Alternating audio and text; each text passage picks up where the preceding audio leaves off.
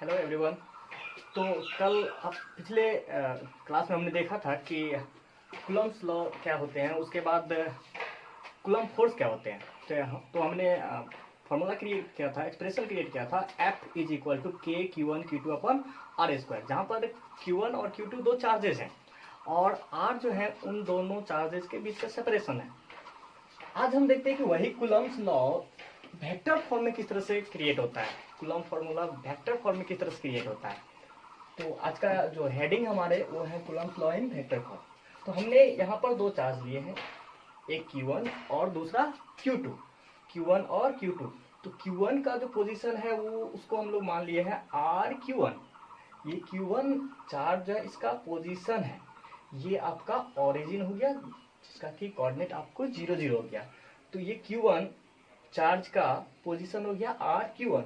Similarly उसी तरह से आपका ये Q2 चार्ज का पोजीशन हो गया RQ2। जब ये Q1 चार्ज का पोजीशन हो गया RQ1 और Q2 चार्ज का पोजीशन हो गया RQ2, तो ये जो है RQ2 Q1, इसका मतलब हो गया position vector of Q2 with respect to Q1। इस Q2 चार्ज का Q1 के रेस्पेक्ट में ये पोजीशन है। तो अब यहाँ पे अगर हम लोग फोर्स लगाएं, अगर Q2 चार्ज पे फोर्स देखें Q1 के द्वारा, force on Q2 charge due to Q1, तो आपको इस तरह से आएगा। कल हम लोग देखे थे इसको, तो ये हो गया F, वेक्टर के फॉर्म में लिखते हैं क्योंकि अब पढ़ना ही है Coulomb's law in vector form. Vector के फॉर्म में लिखते हैं, एरो लगाते हैं। तो ये हो गया आपके F Q2 Q1, इसका मतलब हो गया force on Q2 charge due to Q1 charge. तो इसको हम लोग लिखेंगे के Q1 Q2 upon R square. तो देखिए कि ये फोर्स जो लिखे ये तो वेक्टर फॉर्म में लिखे, बट यहाँ पे हमने जो लिखा ये आपका सिर्फ मैग्नीट्यूड लिखा है कि के एक वैल्यू है, कांस्टेंट है, Q1 Q2 ये भी एक वैल्यू है और आर स्क्वायर ये भी एक वैल्यू है। इसको हम लोग क्या करेंगे कि वेक्टर फॉर्म में लिखेंगे। वेक्टर फॉर्म में किस तरह से लिखेंगे वो हम देखते हैं। तो वेक्टर फॉर्म में लिखेंगे तो ये डायरेक्शन देखिए, ये जो डायरेक्शन है RQ1 Q2 का जो डायरेक्शन है वही डायरेक्शन है, RQ1 Q2 का जो डायरेक्शन है वही डायरेक्शन। तो ये RQ1 Q2 को हम लोग R वेक्टर का लेते हैं, RQ1 Q2 को हम लोग R वेक्टर का लेते हैं। तो कहने का मतलब ये जो फोर्स का डायरेक्शन है वो RQ1 Q2 के डायरेक्शन में ही है। तो अगर हम लोग यहाँ पे डायरेक्शन लिखना चाहें तो जो RQ1 Q2 का डायरेक्शन है मतलब R वेक्टर का डायरेक्शन है वही आपके इस फोर्स का डायरेक्शन हो जाएगा FQ2 Q1 का। तो यहाँ पे हम फोर्स के डायरेक्शन के लिए फोर्स का मैग्नीट्यूड तो ये हो गया। अब डायरेक्शन के लिए हम लोग यहाँ पे R क्या लिख सकते हैं। क्यों लिख सकते हैं? क्योंकि R वेक्टर के डायरेक्शन R वेक्टर का जो डायरेक्शन होगा R क्या होगा, क्योंकि किसी भी वेक्टर का जो डायरेक्शन होता है उसी वेक्टर पे कैप लगाते हैं, वही वेक्टर वही कैप हो जाता है। जैसे P वेक्टर है तो P वेक्टर का अगर हमको डायरेक्शन निकालना है तो P कैप हो जाएगा, M वेक्टर है उसका डायरेक्शन निकालना है तो M कैप हो जाएगा। सिमिलरली R वेक्टर है उसका डायरेक्शन R कैप हो जाएगा। तो ये हो गया आपके F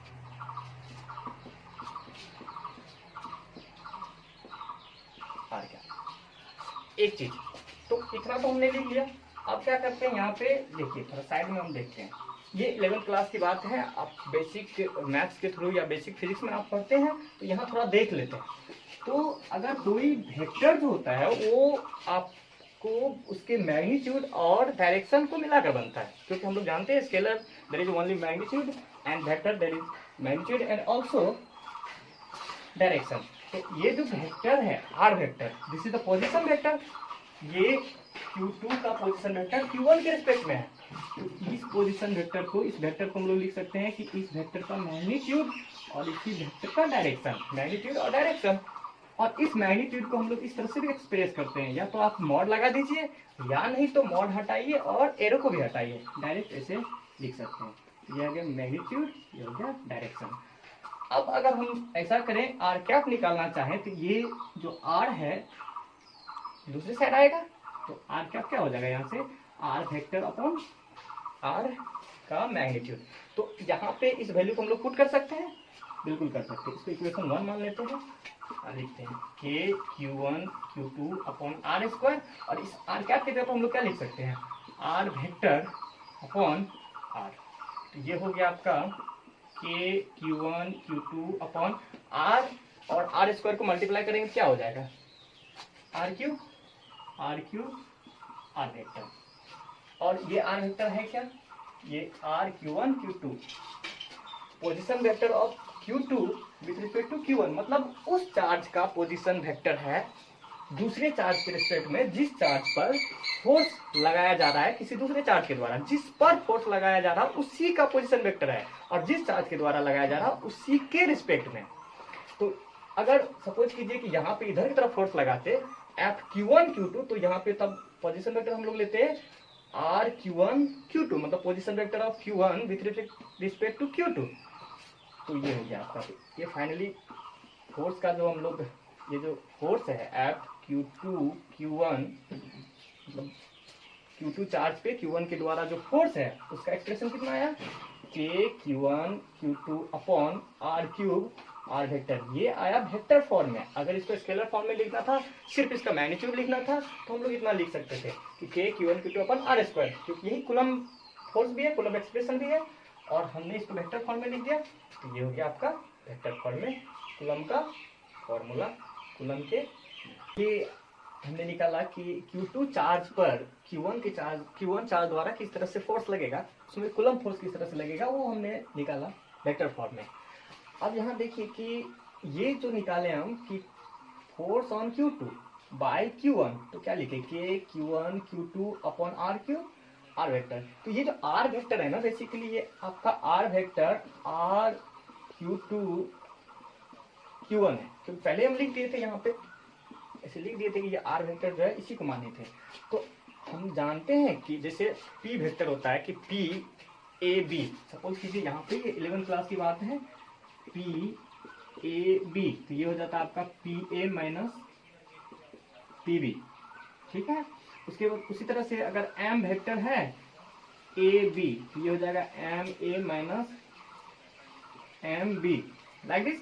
तो यहाँ पे R Q2 Q1 है, position vector of Q2 with respect to Q1, तो इसको हम लोग कैसे ब्रेक कर सकते हैं, R Q2 minus R Q1।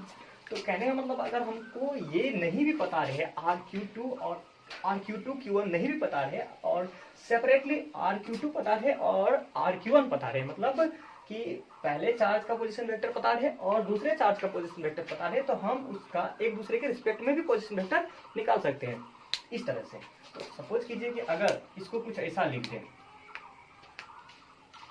R Q1 Q2 अगर लिख दें तब भी निकाल सकते हैं, कैसे, तो इसी रोल से R Q1 minus R Q2, ये हो जाएगा, ठीक है। तो यहाँ हम ये कर लेंगे। अब अगर यहाँ पे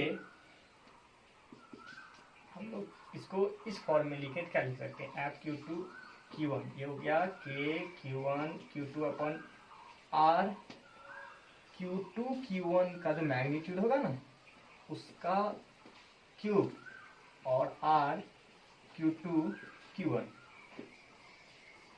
सिमिलरली अगर हम F Q, उसी तरीके से हम अगर F Q1 Q2 लिखें तो ये हो जाएगा आपका K Q1 Q2 अपॉन इस बार R Q1 Q2 का होल क्यूब और R वेक्टर Q1 Q2 हो जाएगा। बेसिकली यहाँ पे कोई प्रॉब्लम नहीं है, यहाँ पे R Q1 Q2 करे या R Q2 Q1 करे, दोनों का मैग्नीट्यूड सेम होगा, ये और ये सेम वैल्यू है, ये और ये सेम वैल्यू है। सिर्फ प्रॉब्लम यहाँ है कि अगर जो वेक्टर ये है उसी का अपोजिट वेक्टर ये है, मान लीजिए ये जो वेक्टर है उसी का अपोजिट वेक्टर है, मतलब कि जिस चार्ज पर फोर्स निकालना है उसी चार्ज का पोजीशन वेक्टर लेना है दूसरे चार्ज के रिस्पेक्ट में, जिस तरह से यहाँ किए उस तरह से यहाँ करना है। अब हम अभी जो पढ़े थे वेक्टर फॉर्म के रूप में, वेक्टर फॉर्म में कूलम के लॉ को, तो उस पे एक छोटा सा एग्जांपल कर लेते हैं। एग्जांपल है 2 point charges Q1 is equal to 20 microcoulomb and Q2 is equal to 25 microcoulomb are placed at -1 1 1 metre and 3 1 -2 with respect to some coordinate axis. Find F Q2 Q1, मतलब कि Q2 चार्ज पर Q1 के द्वारा जितना force लगाया जा रहा है उसको निकालना। और देखिए एरो दिया हुआ है, इसका मतलब वेक्टर फॉर्म में निकालना है। कैलकुलेट करना है, एंड एफ Q1 Q2 मतलब Q1 चार्ज पे Q2 के द्वारा जो फोर्स लग रहा है वो निकालना है, मतलब दोनों कैलकुलेट करने हैं। अगर हम एक कैलकुलेट कर लें तो एक्शन रिएक्शन पेयर फोर्स होता है और ये एक दूसरे का अपोजिट फोर्स होता है। तो अपोजिट फोर्स हम लोग कैसे कैलकुलेट कर सकते हैं, एक अगर फोर्स आ गया, एक वेक्टर आ गया तो उसी में माइनस अगर हम लोग लगा देते हैं तो फिर उसका अपोजिट वेक्टर आ जाता है। तो मतलब अगर हम एफ Q2 Q1 या कैलकुलेट कर ले या नहीं तो एफ Q1 Q2 कैलकुलेट कर ले तो दूसरे को निकालने के लिए माइनस लगा देंगे, माइनस से मल्टीप्लाई कर देंगे, हो जाएगा, आंसर आ जाएगा। तो हम लोग सॉल्यूशन करते हैं। तो यहाँ पे लिखा हुआ कि 2 पॉइंट चार्जेस Q1, ये Q1 चार्ज जो है, ये Q1 charge that is 20 microcoulomb. अगर इसको कूलम में लिखना चाहे कितना हो जाएगा, 20 इंटू 10⁻⁶ कूलम, ये हो गया। ये चार्ज जो है आपके कहाँ रखे हुए हैं, -1 1 और 1 पे, -1 1 और 1 पे। जब कोऑर्डिनेट दिए हुए रहते हैं तो हम लोग उसका पोजीशन वेक्टर कैसे निकालते हैं, वही जो वैल्यू रहता है, पहला वैल्यू में आई कैप लगाते हैं, दूसरा में जे कैप लगाते हैं, तीसरा वैल्यू में के कैप लगाते हैं, क्योंकि ये एक्स कोऑर्डिनेट के लिए होता है, ये वाई कोऑर्डिनेट के लिए होता है और ये जेड कोऑर्डिनेट के लिए होता है। तो इसी में, और हम जानते हैं कि एक्स एक्सिस में जो डायरेक्शन होती है, यूनिट वेक्टर होता है, वो आई कैप होता है, और वाई डायरेक्शन में जो होता है वो जे कैप होता है, जेड डायरेक्शन में के कैप होता है। तो Q1 चार्ज जो है ये, इसका पोजीशन वेक्टर कितना हो जाएगा, आर Q1 कितना हो जाएगा, -1 को आई कैप से मल्टीप्लाई करेंगे तो माइनस आई कैप हो जाएगा, प्लस 1 को जे कैप से मल्टीप्लाई करेंगे तो जे कैप हो जाएगा, प्लस ये के कैप हो जाएगा। तो माइनस आई cap plus j cap plus के कैप, ये आपके Q1 चार्ज है उसका पोजीशन वेक्टर हो गया। सिमिलरली अगर हम कोऑर्डिनेट देख करके Q2 चार्ज का भी तो पोजीशन वेक्टर निकाल सकते हैं, बिल्कुल। तो आर Q2 ये हो जाएगा आपका, इसमें आई कैप करेंगे, इसमें जे कैप करेंगे और इसमें के कैप करेंगे, ये हो गया आपका 3 आई कैप प्लस जे कैप, और -2 से मल्टीप्लाई करेंगे तो माइनस आ जाएगा, -2 के कैप।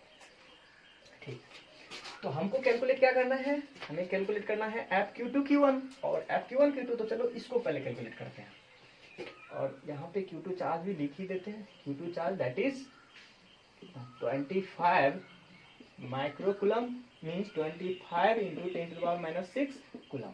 कूलम क्यों, क्योंकि इसको SI में लिखे, क्योंकि ये SI यूनिट है, मीटर, और ये भी SI में रहेगा, तो फाइनली इसका हम लोग SI आंसर लिख देंगे।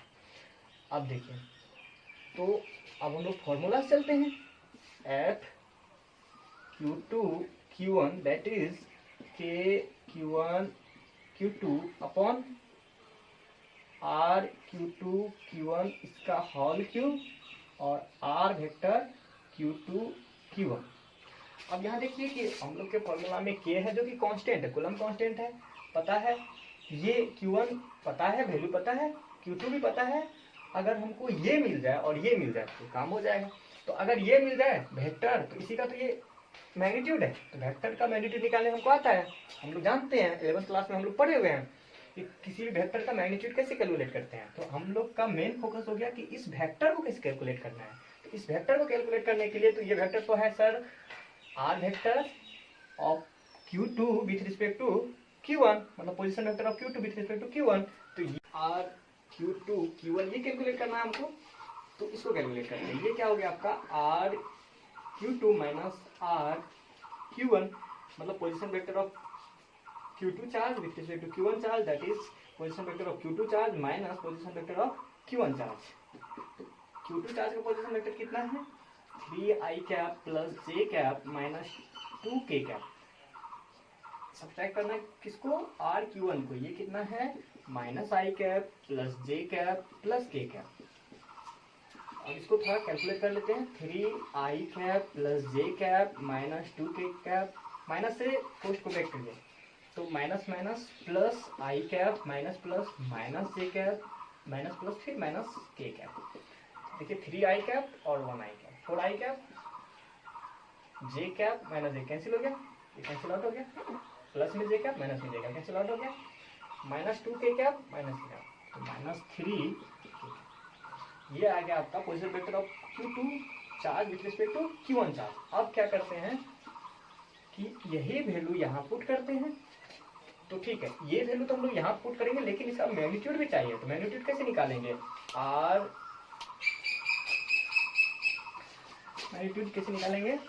तो मैग्नीट्यूड हम लोग यहाँ कैसे निकाल लेते हैं? Are Q2 with respect to Q1, तो क्या होता है कि रूट अंडर इसका स्क्वायर 16 प्लस -3 का square 9, that is 25, that is कौन तो कह रहा है अगर +-5 होगा? हाँ, मैथ के अकॉर्डिंग +-5 होगा, लेकिन फिजिक्स के अकॉर्डिंग सिर्फ +5 होगा, क्योंकि हम लोग मैग्नीट्यूड कैलकुलेट कर रहे हैं। ये आ गया। अब क्या करते हैं, इसका वैल्यू यहाँ पुट करते हैं। तो एक के ऊपर में k का वैल्यू k रहने दीजिए, अभी कैलकुलेट नहीं किए k का वैल्यू जब हम लोग कैलकुलेट करेंगे, जब k का वैल्यू पता कर लेंगे, उसके बाद इसका वैल्यू पुट करना शुरू कर देंगे। तो अभी k को k ही रहने दीजिए, क्योंकि ये कांस्टेंट है। वैसे भी Q1 का वैल्यू कितना है? 20 इंटू 10⁻⁻6 कूलम इंटू Q2 का वैल्यू कितना है? 25 इंटू 10⁻⁻6 कूलम अपॉन R का वैल्यू 5 है, इसका क्यूब करते हैं, दैट इज 125। और ये जो हो गया आपका R वेक्टर कितना है? 4i cap -3k cap. Calculate कर लीजिए कितना हो जाएगा? 5 हो गया, 4 हो गया, 4k इंटू 10⁻⁻6 -12, 4i कैप -3, 4 है तो सीधा न्यूटन लिख दीजिए, ये हो गया इसका आंसर। अब अगर हम लोग Q2 Q1 तो निकाले, अगर Q1 Q2 निकाले तो इसी में माइनस से मल्टीप्लाई कर देना है, ये हो गया आपका आंसर। अब कुछ इंपॉर्टेंट पॉइंट जो कि कूलम्ब्स लॉ के रिगार्डिंग है, उसको हम लोग देख लेते हैं। तो पहला पॉइंट है, it is applicable only for point charges. मतलब ये सिर्फ पॉइंट चार्ज के लिए एप्लीकेबल होता है। पॉइंट चार्ज मतलब ऐसे भी कर सकते हैं, बहुत छोटे छोटे चार्ज के लिए, एक पॉइंट के रूप में जो चार्ज होगा, बहुत सारे बाउंडेशन के लिए नहीं, बहुत ज़्यादा चार्ज का बाउंडेशन है उसके लिए एप्लीकेबल नहीं होगा। जैसे मान लीजिए कि 100 कूलम होगा, 10 कूलम होगा, 100 कूलम होगा, इसके लिए नहीं। माइक्रो कूलम, मिली कूलम, उसमें ये एप्लीकेबल होगा, मतलब पॉइंट चार्ज के लिए। The constant of proportionality K is SI unit in vacuum is expressed as 1/4 pi epsilon naught, and in any other medium expressed as 1/4 pi psi. If charges are dipped in a medium, then electrostatic force on one charge is 1/4 pi epsilon naught epsilon Q1 Q2 upon R square epsilon naught, and epsilon are called permittivity of vacuum and permittivity of the medium. देखिए इसको समझते हैं थोड़ा सा कि ये वाली line क्या कह रहे हैं। अगर सपोज कीजिए कि आपका ऐसा मीडियम है जिसका की परमिटिविटी इप्सिलॉन नॉट है, तो इप्सिलॉन नॉट जो परमिटिविटी होता है ये वैक्यूम का होता है। तो वैक्यूम में अगर चार्ज है, वैक्यूम में अगर कूलम के लॉ हम लोग पढ़ रहे हैं, दोनों चार्ज वैक्यूम में है और वहाँ पे कूलम का फोर्स पढ़ रहे हैं, तो वहाँ पे k का वैल्यू 1/4 pi इप्सिलॉन नॉट लेंगे, क्योंकि ये इप्सिलॉन नॉट जो है ये परमिटिविटी है वैक्यूम का। लेकिन यही अगर किसी अदर मीडियम में चला गया जिसका कि परमिटिविटी इप्सा है, इप्सिलॉन नॉट नहीं, इप्सिलॉन है, सिर्फ इप्सिलॉन, तो अगर उसका परमिटिविटी इप्सिलॉन है तो यहाँ पे इप्सिलॉन आएगा। तो एक्चुअल में होता क्या है कि किसी भी मीडियम का जो परमिटिविटी होता है वो आपको उस मीडियम का परमिटिविटी वैक्यूम के रिस्पेक्ट में निकाला जाता है, ठीक है। तो इसीलिए ये जो रिलेटिव परमिटिविटी होता है, किसी भी मीडियम का जो रिलेटिव परमिटिविटी होता है वो होता है उस मीडियम का परमिटिविटी और वैक्यूम के परमिटिविटी के रिस्पेक्ट में होता है। इसीलिए अगर हम लोग यहाँ पे इस जगह पे इप्सा आर लिख दे, इसका मतलब ये इप्सा अपॉन इप्सा नॉट है, और इप्सा नॉट कैंसिल हो जाएगा, इप्सा बचेगा। इसीलिए यहाँ देखिए, अगर यहाँ इप्सा आर की जगह पर ये लिख दिए, सॉरी इप्सा नॉट और इप्सा आर लिख दे, इप्सा आर की जगह पे इप्सा और अपॉन इप्सा नॉट लिख दे, तो ये इप्सिलॉन नॉट और ये इप्सिलॉन नॉट कैंसिल होगा और इप्सिलॉन बचेगा। यही करना है, मतलब कि जिस मीडियम में है उसी का परमिटिविटी लेना है, ठीक है, बस ये करना है। उसके बाद है अगला पॉइंट है the value of 1/4 pi epsilon not. ये जो k यही k है, ये जो आपका 1/4 pi इप्सिलॉन नॉट है यही k है। और ये एप्सिलॉन नॉट कहाँ का परमिटिविटी है, वैक्यूम का है। उसका जो वैल्यू होता है 9 × 10⁹ न्यूटन मीटर स्क्वायर पर कूलम स्क्वायर। ठीक है, कहने का मतलब अब अगर हम लोग कहीं पर के का वैल्यू पुट करेंगे तो ये वैल्यू पुट करेंगे, और ये जो है देखिए एसआई यूनिट है, न्यूटन फोर्स के लिए, मीटर स्क्वायर डिस्टेंस के लिए, सेपरेशन जो आता है उसके लिए, आर जो था आर स्क्वायर के लिए, और कूलम स्क्वायर दोनों चार्ज का जो मल्टीप्लिकेशन है इसके लिए। तो ये भी एसआई यूनिट, ये फाइनली एसआई यूनिट है।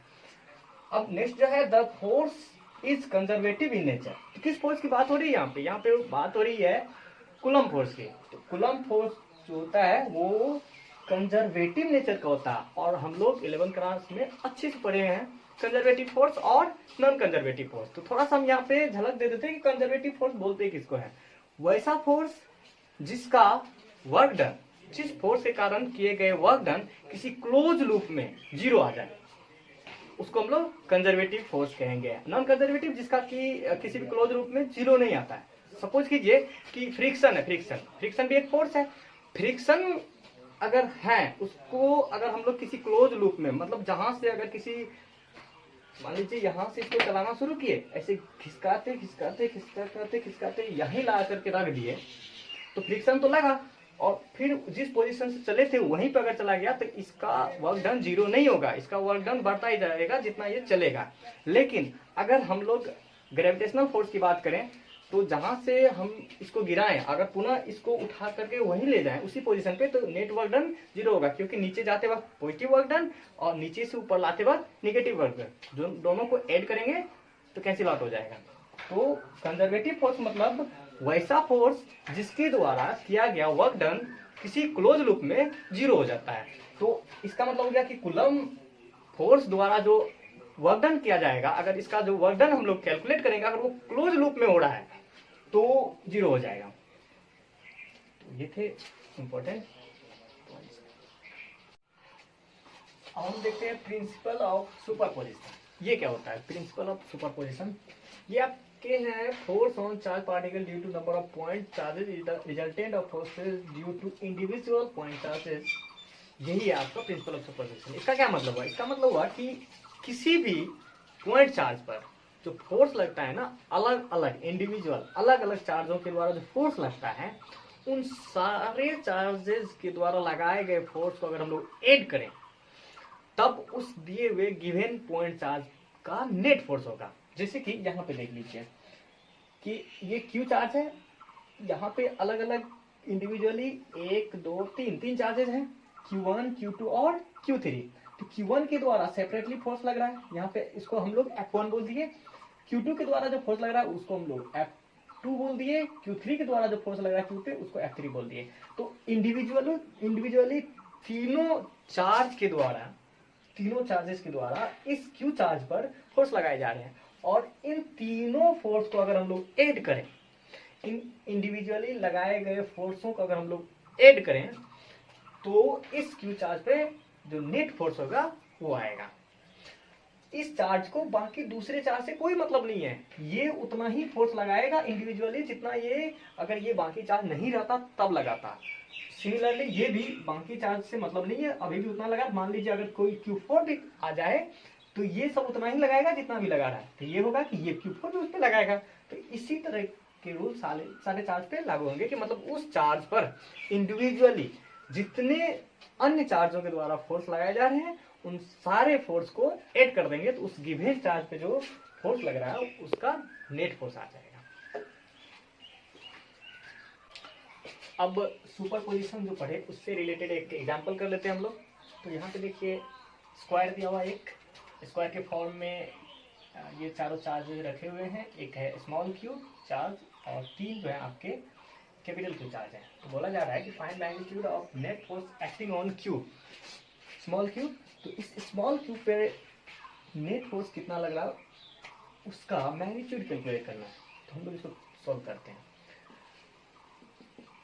तो हमने देखा कि सुपरपोजिशन के अकॉर्डिंग, प्रिंसिपल ऑफ सुपरपोजिशन के अकॉर्डिंग, कि किसी भी चार्ज पर जो इंडिविजुअली अलग अलग चार्जों के द्वारा फोर्स लगाए जाते हैं, उन सारे फोर्स को अगर हम लोग ऐड कर देते हैं, सारे फोर्स को ऐड कर देते हैं तो उस गिवन चार्ज का नेट फोर्स आ जाता है। तो कहने का मतलब अगर हमको इस स्मॉल क्यू चार्ज पर कितना फोर्स लग रहा है, नेट फोर्स कितना लग रहा है, ये कैलकुलेट करना है, तो पहले ये देखना होगा कि इस क्यू चार्ज के कारण कितना फोर्स लग रहे हैं, इस क्यू चार्ज के कारण कितना फोर्स लग रहे हैं, और इस क्यू चार्ज के कारण कितना फोर्स लग रहे हैं, और तीनों का फोर्स निकाल कर और तीनों को ऐड कर देंगे, तो वो आ जाएगा इस स्मॉल क्यू चार्ज पर कितना फोर्स लगा, वो नेट फोर्स।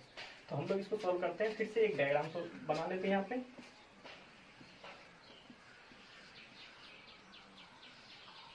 यहाँ था अपना स्मॉल क्यू, अब देखिए यहाँ पे कैपिटल क्यू है, ये चार्ज क्या करेगा, इस पे ऐसे फोर्स लगाएगा along to the line joining, और ये क्यू चार्ज क्या करेगा, ऐसे फोर्स लगाएगा, और ये क्यू चार्ज क्या करेगा, ऐसे फोर्स लगाएगा। तो ये फोर्स जो है F और ये फोर्स जो है F, ये दोनों सेम होगा क्योंकि डिस्टेंस दोनों का सेम है, मैग्नीट्यूड भी सेम है, तो ये हो जाएगा आपका K Q1 Q2 upon R square, तो Q1 Q2 upon R square. Similarly ये भी हो जाएगा K Q1 Q2 upon R square, R की जगह पे सेपरेशन के रूप में A है तो A का स्क्वायर, और ये भी हो जाएगा आपका K Q1 Q2 upon R square. तो आर की जगह पे यहाँ पे हम लोग ये सेपरेशन निकालना पड़ेगा, ये डिस्टेंस कैलकुलेट करना पड़ेगा पहले। तो हम जानते हैं कि ये 90 डिग्री होगा, अगर उसे दिया हुआ है गिवन है ये 90 डिग्री परपेंडिकुलर बेस, तो हम लोग को हाइपोटेनस कैलकुलेट करना है। तो ए और ए, तो ये हो जाएगा आपका a√2, तो इसका स्क्वायर करेंगे तो 2a स्क्वायर हो जाएगा। अब इन तीनों फोर्स को ऐड कर देंगे तो आ जाएगा F नेट, तीनों को ऐड करेंगे। तो अब देखिए इसको और इसको हम लोग अगर ऐड करेंगे तो दोनों फोर्स के बीच का जो एंगल है 90 डिग्री, और दो फोर्स के बीच का एंगल 90 डिग्री है, तो वो अगर ऐड होगा तो कुछ इस तरह से होगा, एक के सर पे दूसरे का पूंछ रखेंगे और ये एक ट्रायंगल बनेगा, right angle triangle. Right angle triangle में ये हाइपोटेनस का काम करेगा, इन दोनों फोर्स का जो रिजल्टेंट फोर्स होगा ये हाइपोटेनस का काम करेगा। तो वो कितना हो जाएगा, जिस तरह से यहाँ पे a√2 हो गया तो उसी तरह से यहाँ पे F√2 हो जाएगा। तो ये हो जाएगा K Q1 Q2 upon R square √2, मतलब इन दोनों चार्जेस का रिजल्टेंट हो गया। उसमें फिर से इसको भी तो ऐड करना है, ये आपका है K Q1 Q2 upon R square. अब चाहे तो इसको और कैलकुलेट कर सकते हैं, तो K Q upon a square common कर लेते हैं, यहाँ पर क्या आपका √2 प्लस यहाँ पर क्या 1/2, ये आ गया फाइनली रिजल्टेंट। अब हम लोग थोड़ा सा इक्विलिब्रियम को देख लेते हैं कि क्या होता है, इलेक्ट्रोस्टैटिक इक्विलिब्रियम क्या होता है। एक्चुअल में इक्विलिब्रियम का मतलब होता है वैसा पॉइंट जहाँ पर चार्ज पे जो फोर्स है नेट फोर्स वो जीरो होगा। नेट फोर्स जीरो का होने का मतलब हो गया कि वो मोशन में नहीं रहेगा, वो रेस्ट में रहेगा। तो हम लोग का जो वो पॉइंट है इक्विलिब्रियम पोजीशन जो है वो तीन तरीके का होता है, एक होता है स्टेबल इक्विलिब्रियम, एक होता है अनस्टेबल इक्विलिब्रियम, और एक होता है न्यूट्रल इक्विलिब्रियम। तो स्टेबल इक्विलिब्रियम किसको बोलते हैं, स्टेबल इक्विलिब्रियम वैसा पोजीशन हो गया जहां पे अगर चार्ज है उसको थोड़ा सा डिस्प्लेस कर दें, थोड़ा सा डिस्प्लेस कर दें और डिस्प्लेस करके छोड़ दें, थोड़ा सा ऐसे फोर्स करके छोड़ दें, थोड़ा सा उसको वहां से हटा करके छोड़ दें, छोड़ने के बाद पुनः उसी पैलेस को, उसी स्पेस को, उसी पॉइंट को अगर वो गेन कर लेता है तो वो पॉइंट स्टेबल इक्विलिब्रियम कहलाएगा। मतलब वो चार्ज कहलाएगा इक्विलिब्रियम, सॉरी स्टेबल इक्विलिब्रियम में। जैसे मान लीजिए कि किसी कटोरा में हम किसी कांच को रख दिए, किसी गुलेल को, वो जो कांच होता है बच्चे लोग जो खेलते हैं उसी को, यानी कि किसी भी गोल चीज को रख दिए, बॉल को रख दिए, बड़ा सा कांच कटोरा ऐसे, उसमें एक बॉल को रख दिए। बॉल को रखने के बाद क्या किया, उस बॉल को थोड़ा सा कांच की दीवार, सॉरी उस कटोरा के दीवार पे ऐसे ले गए, छोड़ दिए, वो क्या होगा, बॉल ऐसे मूव करके ऐसे ऐसे करके ऐसे ऐसे करके धीरे करके फिर उसी तली में आकर बैठ जाएगा। फिर क्या करते हैं, उस बॉल को फिर इस तरफ से थोड़ा उस कटोरा की दीवार पे ले गए, ऐसे छोड़ दिए, फिर वो बॉल क्या आएगा, घूम करके ऐसे ऐसे करके ऐसे करके, मतलब जिस पोजीशन पे था उस तली में था वहीं आकर के बैठ जाएगा। इसका मतलब हो गया कि कटोरा का वो तली आपका स्टेबल इक्विलिब्रियम हो गया। मतलब कि कटोरा के तली से अगर हम लोग बॉल को थोड़ा भी इधर उधर डिस्प्लेस करते हैं तो फिर बॉल उसी पोजीशन को गेन कर लेता है। सिमिलरली यहाँ पर है चार्ज के लिए, अगर चार्ज को डिस्प्लेस कर दे, चार्ज पुनः उसी पोजीशन को गेन कर ले, उसको हम लोग बोलेंगे स्टेबल इक्विलिब्रियम। ऐसे चार्ज को बोलेंगे स्टेबल इक्विलिब्रियम में चार्ज है, मतलब उसको अगर थोड़ा सा डिस्प्लेस भी कर देते हैं तो अपने जो प्रीवियस पोजीशन है उसको गेन कर लेता है। उसके बाद आगे आपका अनस्टेबल इक्विलिब्रियम। अनस्टेबल इक्विलिब्रियम में क्या होता है कि जिस पोजीशन पे, जिस पॉइंट पे चार्ज रखा हुआ है वहां से अगर हम थोड़ा सा डिस्प्लेस कर दें, उसको थोड़ा सा रिमूव कर दें, थोड़ा सा उसको वहां से हटा दें, थोड़ा सा हटाने के बाद अगर उस पोजीशन को जैसे ही वो छोड़ने के बाद वो कभी फिर उस पोजीशन पे अपने आप नहीं आ पाएगा, वो भाग जाएगा वहां से। उस सिचुएशन में उस इक्विलिब्रियम को हम लोग बोलेंगे अनस्टेबल इक्विलिब्रियम। जैसे मान लीजिए कि उसी कटोरा को आप उल्टा करके रख दीजिए, इसे उलट दीजिए और उसके न पेंदी पे से आप किसी बॉल को रख दीजिए, किसी तरह से वो लुढ़क जाएगा, किसी तरह से वो अटक जाएगा, किसी तरह से उसको पहले अटकाइए, अटकाने के बाद क्या कीजिए उसको थोड़ा सा ऐसे पुश कर दीजिए, थोड़ा सा पुश करने के बाद क्या होगा, ऐसे ढल जाएगा, ढलान पे गिर जाएगा, फिर वो रिटर्न अपने आप वहां नहीं जाएगा। मतलब इस तरह के पोजीशन को हम लोग बोलेंगे अनस्टेबल इक्विलिब्रियम। अगर चार्ज है, अगर किसी पॉइंट पे चार्ज लोकेटेड है और उसको क्या किया कि थोड़ा सा हम फोर्स करके उसको थोड़ा सा वहां से रिमूव कर दिए, थोड़ा सा हटा दिए, इसे थोड़ा सा फोर्स कर दिए उसको, जैसे ही थोड़ा सा फोर्स किए तो वो क्या हुआ कि वहां से निकल के भाग गया, फिर उस पोजीशन पे वापस नहीं आ पाया। तो इस तरह के जो पोजीशन है जहां से थोड़ा सा रिमूव करने के बाद अगर चार्ज अपने प्रीवियस पोजीशन को गेन नहीं कर पाता है तो उस तरह के चार्ज के उस पोजीशन को हम लोग बोलते हैं अनस्टेबल इक्विलिब्रियम। उसके बाद न्यूट्रल इक्विलिब्रियम। न्यूट्रल इक्विलिब्रियम में क्या होता है कि अगर हम लोग चार्ज को थोड़ा डिस्प्लेस भी करें, पुश भी करें, फिर क्या होता है थोड़ा देर लुढ़कने के बाद वो क्या होता है कि फिर से इक्विलिब्रियम में आ जाता है। तो इस तरह के इक्विलिब्रियम न्यूट्रल, जैसे कि ऐसे मान लीजिए कि समतल जमीन पे अगर कोई बॉल है उसको थोड़ा सा ऐसे लुढ़का दिया, लुढ़काने के बाद क्या होता है कि फिर वो कहीं जाकर के रुकेगा, फिर वहां लुढ़का दिए, फिर थोड़ा दूर जाकर के रुकेगा, फिर थोड़ा लुढ़का दिए, फिर थोड़ा दूर जाकर के रुकेगा। मतलब कि न तो वो इनफाइनाइट में जाएगा और न ही अपने प्रीवियस पोजीशन को गेन करेगा। वो क्या होगा कि जैसे ही उस पे उसका गति कम होगा वो रेस्ट में आएगा, फिर से इक्विलिब्रियम होगा, फिर वहां से मारेंगे, फिर थोड़ा दूर जाकर के रुकेगा, फिर वहां वो अपना इक्विलिब्रियम पोजीशन गेन करेगा, फिर मारेंगे फिर। तो इस तरह से जो इस तरह का जो पोजीशन होगा जहां से अगर पुश करने के बाद पुनः नए जगह पे जाकर के वो अपना इक्विलिब्रियम गेन करेगा, बनाएगा, उस तरह के पोजीशन को हम लोग न्यूट्रल इक्विलिब्रियम पोजीशन बोलेंगे। तो हम लोग देखें कि 3 तरह का इक्विलिब्रियम होता है। एक जहां से डिस्प्लेस करने के बाद अपने प्रीवियस पोजीशन को गेन कर लेता है, एक जहां से डिस्प्लेस करने के बाद अपने प्रीवियस पोजीशन को गेन नहीं कर पाता, वहां से डिस्प्लेस हो जाता है और परमानेंटली वहां से गायब हो जाता है, भाग जाता है। और एक हुआ कि पुश करते रहिए, वो आगे जाकर के रुकते रहेगा, पुश करते रहिए, फिर नया इक्विलिब्रियम आते रहेगा, पुश करते रहिए, जैसे प्लेन सरफेस पे किसी बॉल को लुढ़काते हैं। तो इस तरह का ये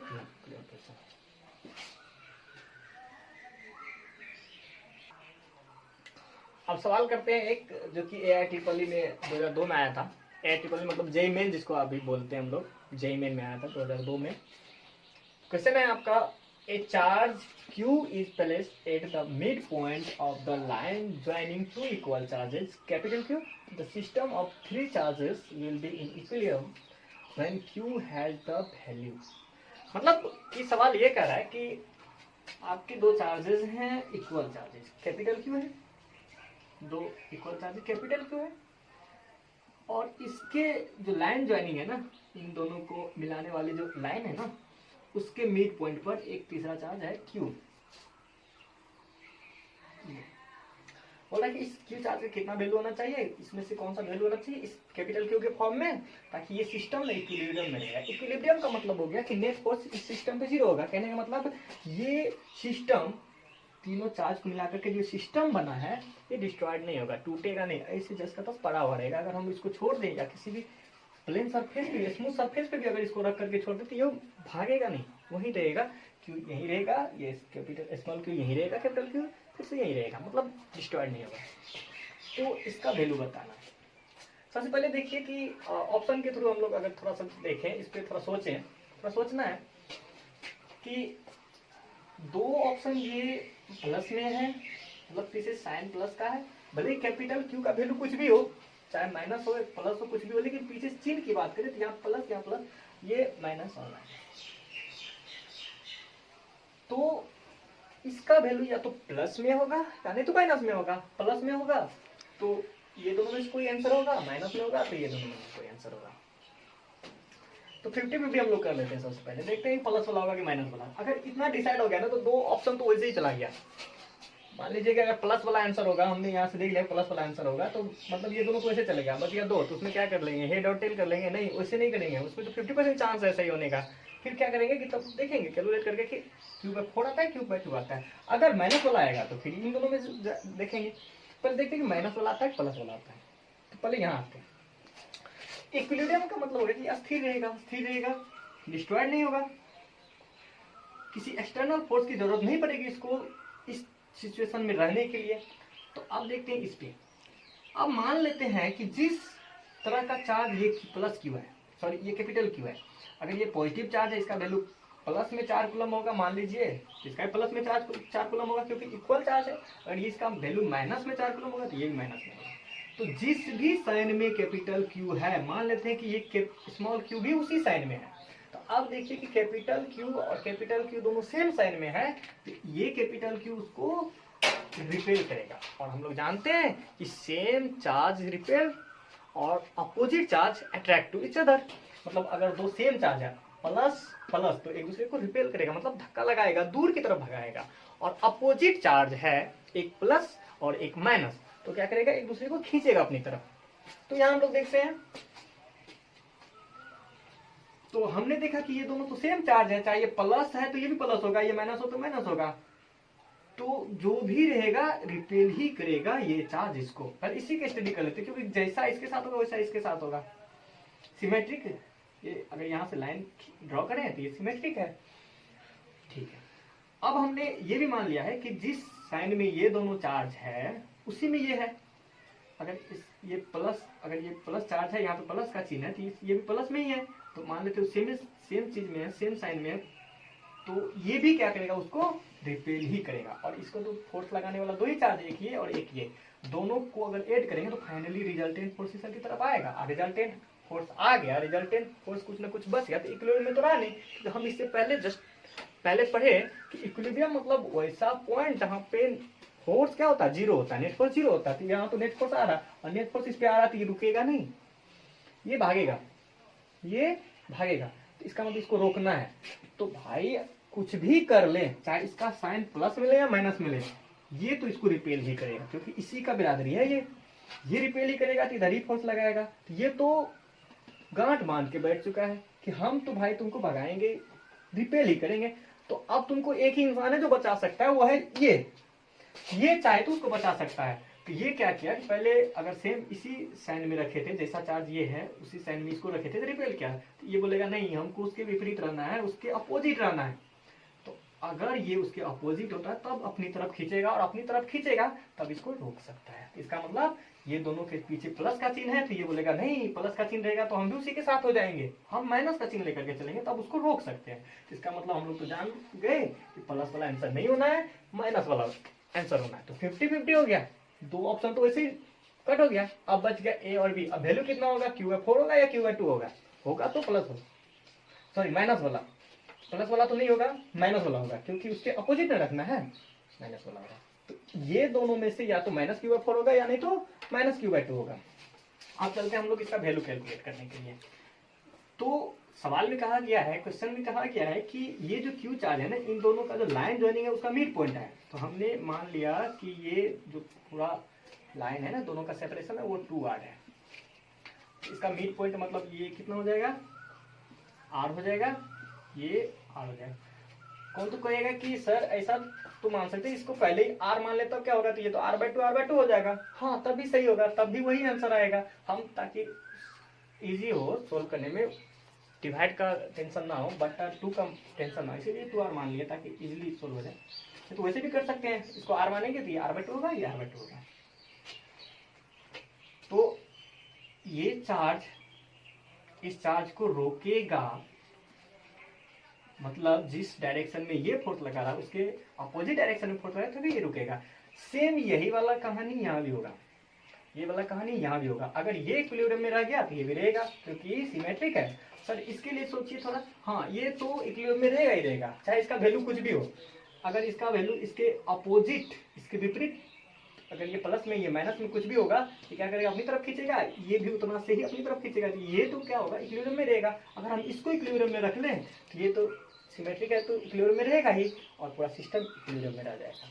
तो ये फोर्स और ये फोर्स दोनों का वैल्यू अगर परिमाण मैग्नीट्यूड अगर सेम हो जाए, इन दोनों का मैग्नीट्यूड अगर सेम हो जाए तो ये इक्विलिब्रियम में रहेगा। तो इसका मैग्नीट्यूड अगर हम लोग निकालें तो force on capital Q charge by capital Q charge, हम एरो क्यों नहीं लगाए, क्योंकि हम सिर्फ इसका वैल्यू लिख रहे हैं, परिमाण लिख रहे हैं, मैग्नीट्यूड लिख रहे हैं।